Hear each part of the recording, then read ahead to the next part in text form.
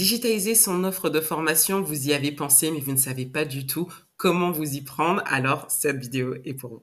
Bonjour à tous, je suis Alexandra Simon, j'ai fondé l'agence Formagence qui en fait est un réel partenaire des organismes de formation dans leur croissance et surtout qui va les aider en utilisant le levier du marketing éthique. Justement, on va parler de digitalisation de la formation. Vous y avez peut-être pensé à le faire, mais vous ne savez pas du tout comment vous y prendre. Et bien justement, on va voir cela ensemble aujourd'hui. Une des problématiques principale que l'on va retrouver dans ce mécanisme, c'est vraiment la peur de la technologie. Alors, pour ceux qui ne savent pas, la digitalisation, c'est en fait la transformation d'un process, d'un objet ou d'un outil vers la numérisation. En fait, c'est numériser une action que vous faites pour la rendre plus performante. Donc, avec tout ça, c'est vrai que la peur de la technologie, elle peut prendre le dessus, chose que je peux comprendre. Ça va tellement vite avec l'intelligence artificielle qui est dans nos vies depuis bientôt 2 ans. Eh bien, c'est vrai que c'est pas évident. Deuxième problématique que vous pouvez avoir, c'est aussi une méconnaissance des outils. Il existe énormément d'outils aujourd'hui pour faire une seule action que du coup, vous êtes un petit peu perdu et c'est complètement normal. Des solutions justement pour que la digitalisation de vos actions de formation soit le plus fluide possible pour vous et pour vos apprenants. La première chose, c'est de choisir une plateforme. Je vais vous partager 2 outils que j'utilise et également que je recommande à mes clients. C'est Canva et Genially. Canva, ce qui est vraiment génial avec Canva, c'est que l'on peut faire beaucoup de choses, que ce soit des supports de formation, des sites internet, des présentations, des débriefs avec vos équipes, etc. Même des sites internet.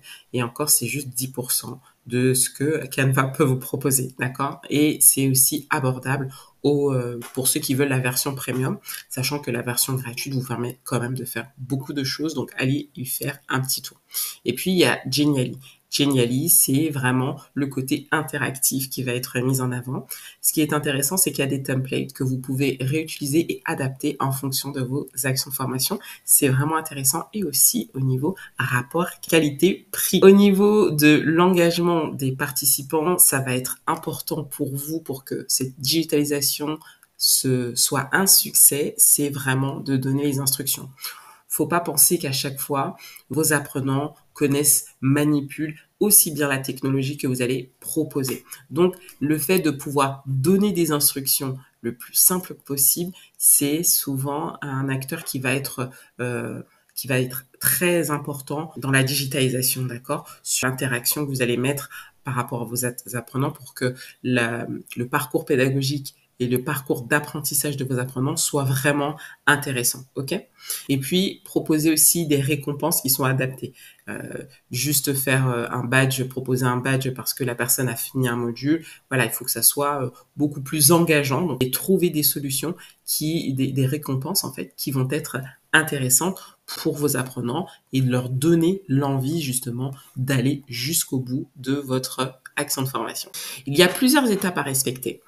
La première, c'est vraiment l'évaluation des besoins. L'évaluation des besoins, oui, des apprenants, mais aussi des vôtres. Parce que la digitalisation va vous demander un temps de travail, un temps de formation, que ce soit vous, vos formateurs, etc., toute votre équipe pédagogique. Donc ça, c'est vraiment des éléments qu'il faut prendre en compte vraiment en amont avant de sauter sur un outil sans avoir fait en fait un débrief de tout ça, d'accord? Une évaluation, une analyse de tous vos besoins.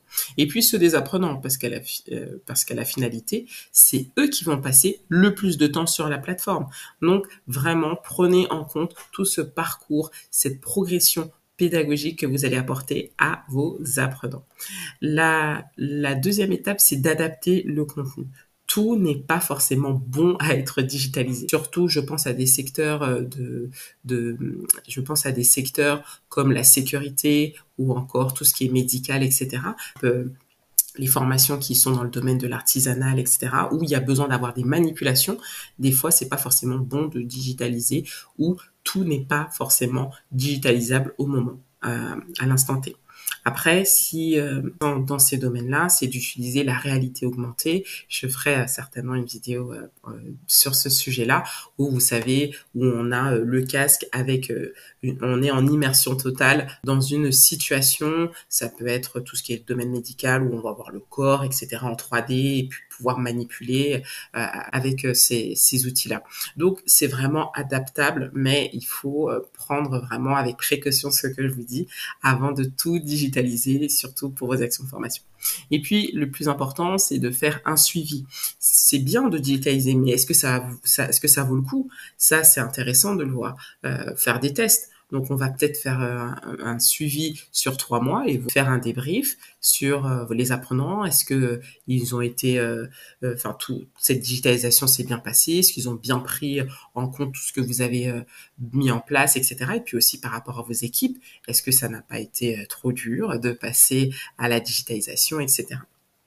Je vais vous partager un cas client. Alors, j'ai une cliente qui est dans l'immobilier et elle a plusieurs supports de formation. Elle fait des formations en visio, mais aussi en présentiel. Et dans le cas de ces formations en présentiel, elle avait pas mal de supports de formation.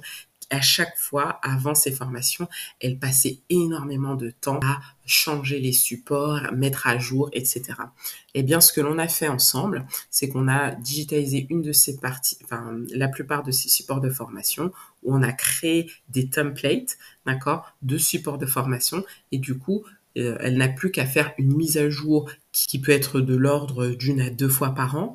Pourquoi? Parce qu'elle va prendre la digitalisation va se faire en fonction des retours de ses apprenants, ok? S'il y a un besoin, une utilité à changer certains supports ou encore la réglementation qui va changer.